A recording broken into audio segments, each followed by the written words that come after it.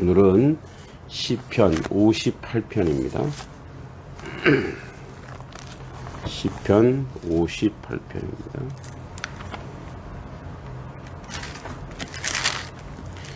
오늘은 1절부터 5절까지만 보겠습니다.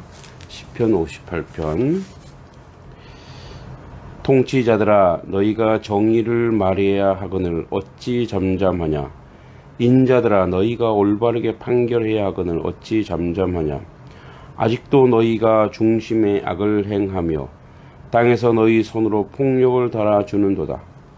악인은 모태에서부터 멀어졌으며 남에서부터 곁길로 나아가 거짓을 말하는도다.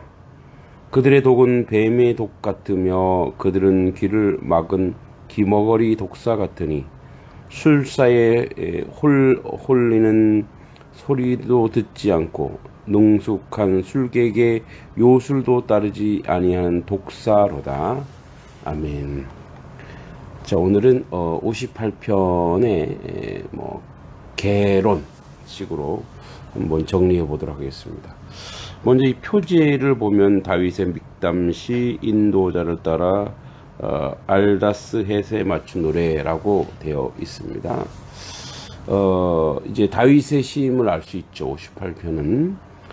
그리고 이제 믹담시라고 되어 있는데 이 믹담시는 이제 시편에 총 6편이 있습니다. 16편, 또 56편, 또 60편까지의 시들이 쭉 나와 있는데 히브리어 믹담은 덮는다라는 의미를 가진 아카드어, 카타무에서 왔다는 견해도 있지만 믹담이란 단어는 70인역 헬라인 성경역의 헬라인 번역에는 비문을 의미하며 스텔로그라피아라 그래서 즉 돌에 새겨진 시를 의미한다고 볼 수 있습니다.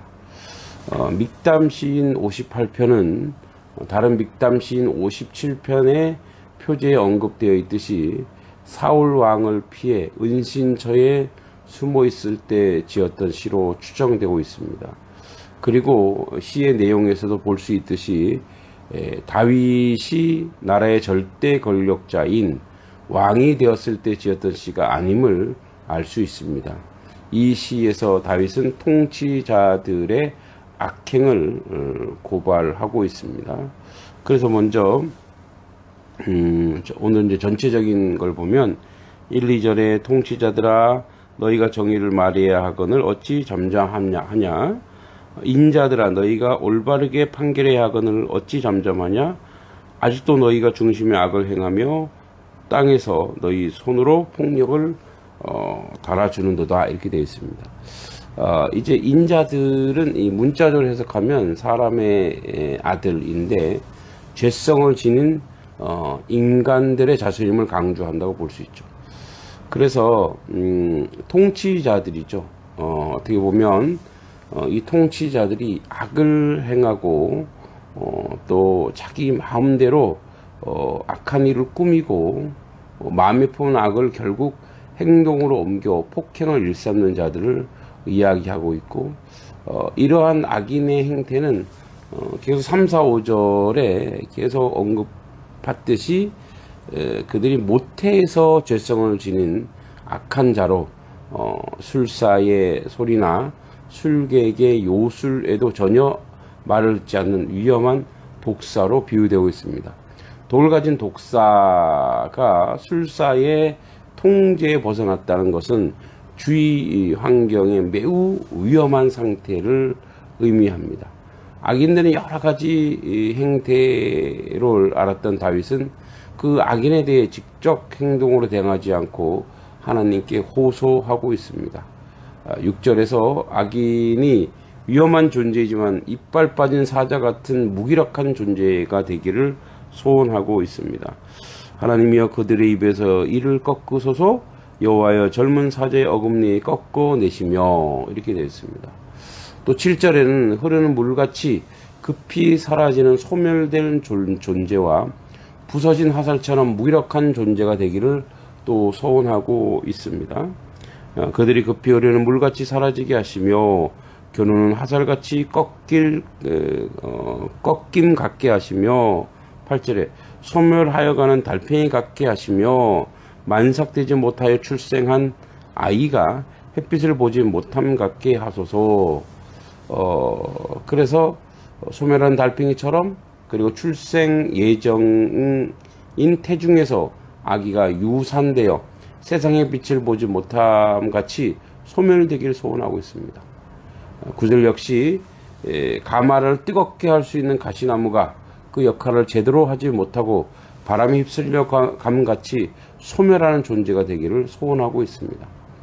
악인의 악행에 대해서 폭력으로 맞서는 것보다 이처럼 비폭력으로 저항하며 하나님께 호소하는 것이 훨씬 더 지혜로울 것 같습니다. 그러니까 다윗은 우리가 앞에서도 봤지만 사울을 기름 부음 받은 사울을 자기가 해할 수 있고 죽일 수 있는데 자기 손을 건드리지 않죠. 그래서 이제 그들을 심판하는 주권자는 하나님이라는 것을 이야기하고 있죠. 그래서 악인은 반드시 악인을 심판하시는 하나님을 믿는 신앙과 연관이 있죠. 다윗 역시 원수 갚을 갚는 것 직접 하지 않고 보수하시는 하나님을 바라고 심판하시는 하나님을 신뢰하고 있습니다. 우리 10절에 보면 의인이 악인의 보복당함을 보고 기뻐하며 그의 발을 악인의 피에 씻으리로다. 그때 사람의 말이 진실로 의인의 갚음이 있고 진실로 땅에서 심판하시는 하나님이 계시다 하리로다. 다윗은 신명기 32장 35절 말씀을 근거하고 있는데, 평소에 다윗이 하나님의 말씀, 즉 모세오경이 얼마나 깊이 마음에 새기고 있는지 짐작할 수 있습니다. 바울도 그렇게 얘기했죠. 원수 갚는 것을 하나님께 맡겨라. 로마서 12장 19절에 있습니다. 시편 58편 시는 이 다윗이 다른 탄원 시처럼 특별히 큰 차이는 없습니다만, 즉 이 전체 전반, 우리가 이제 다음에 구체적으로 보겠지만 전반적으로 확인해야 될 것은 바로 정의에 대한 얘기예요. 정의. 체데크입니다. 체데크.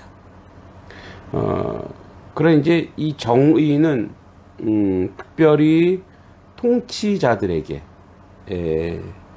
통치자들이 가져야 할 가장 기본적인 덕목이고 통치자들의 양식이라는 거죠. 이 사실 이제 정의라고 하는 것은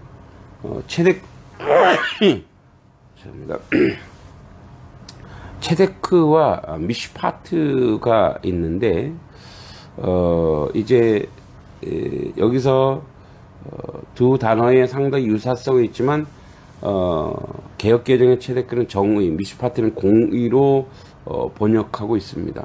그래서 뭐 체데크를 어떤 사람들 기초정의, 또 미슈파트를 교정정의라고 합니다만, 그래서 이 두 단어는 포괄적으로 통합해 정의라고 하는 거죠.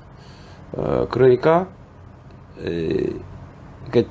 우리가 그냥 일반적으로 정의라고 했을 때, 체데크라고 했을 때 이 정의는 어떤 사안에 대해서 하나님의 편에서, 그리고 가장 하나님이 사랑하시는 연약한 자들의 편에서 그 일들이 행해지고 있는가라는 거죠. 원망이 없고 아픔이 없듯이.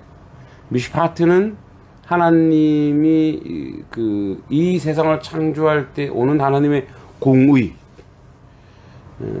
그러니까 이 세계 전반에 걸쳐져 있는 하나님이 가지고 있는 어떤, 우리가 일명 뭐 쉽게 표현하면 이렇게 권선징악적인 어떤 그 선, 구조적인 어떤 그런 세상의 질서, 이것을 이야기하는 거죠. 그래서 이 창세기 18장 19절에 보면은 의와 공도에 해당하는 언어가 체데크와 미스파트인데, 하나님의 정의는 공의라고 언급한 점을 주목할 필요가 있죠. 하나님의 정의는 모두에게 두루 통용되는 공의이고, 그러니까 하나님이 하시는 것은 공의와 연결된다는 거죠. 하나님의 정의는 장소에 따라 달라지지 않고, 하나님의 정의는 시대와 장소에 따라 변하지도 않고, 하나님의 정의는 환경과 상황에 따라 변하지도 않는 것이 여기서 말하는 정의죠. 즉 의와 공도라는 거예요. 다시 얘기하자면 다윗은 권력자인 통치자들, 특별히 사울, 그에게 정의가 있어야 된다는 거죠. 또 정의를 행하라고 요구하는 겁니다. 돈과 권력이 없는 사람이 정당한 판결을 받지 못한다거나 힘이 없는 자가 악인으로부터 폭행을 당하고 있는데도 통치자들이 방관하고 침묵하는 것도 정의를 행하는 것이 아니라는 거죠. 예수님의 비유 중에 강도 만난 자의 이웃, 누가복음 10장 30절에서 37절에 나오듯이 만약에 강도의 출몰이 잦은 곳에 피해자들이 속출하는데도 통치자가 방관한다면 그 통치자는 정의를 행하는 자가 아닌 것입니다. 만약에 강도 만난 자가 평범한 유대인이 아닌 로마니였다거나 어떤 권력자의 가족이었다면 통치는 즉각적으로 범인 색출 시도했다면 그것은 정의가 아닙니다. 이는 피해자가 누구냐에 따라서 대처 유무가 결정되는 그런 것이 아닙니다.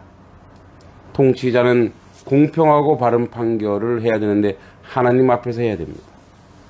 다윗은 오늘 시편을 통해서 통치자들이 정의를 행했다면 악인이 무죄한 자들을 억압하거나 폭행하는 일이 없었을 것입니다. 그러므로 악인이 소멸될 것과 무력하게 될 것을 바라지도 않았을 것입니다.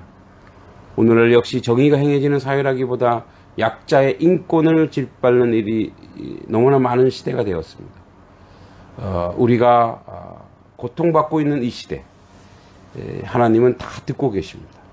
하나님은 연약한 자, 아픈 자, 상한 자들 다 듣고 그들의 억울함, 즉 땅에서 그 억울한 핏소리가 호소하는 그 소리를 들을 것입니다. 오늘 집권자 통치자들에게 하는 이 하나님의 공의와 정의, 그 하나님의 뜻을 우리가 잘 듣고 행해야 됩니다. 동시에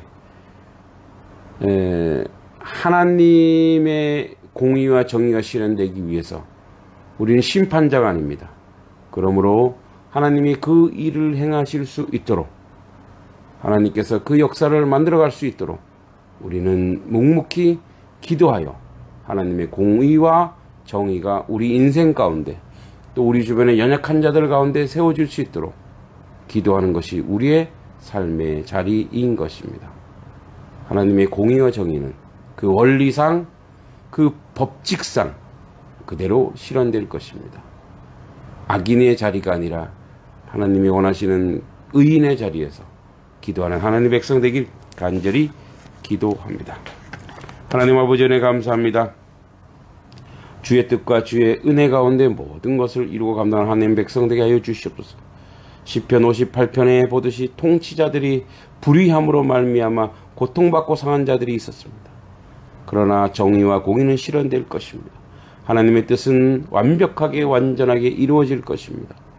오늘도 주 안에서 주의 뜻을 이루는 하나님 백성 자녀 되게 하여 주시고, 억울하고 아프고 고통받는 자들이 있다면 그들 위해서 기도하고 하나님의 공의가 실현되기를 소망하는 하나님 백성 되게 하여 주시옵소서. 예수님의 이름으로 간절히 기도하옵나이다. 아멘.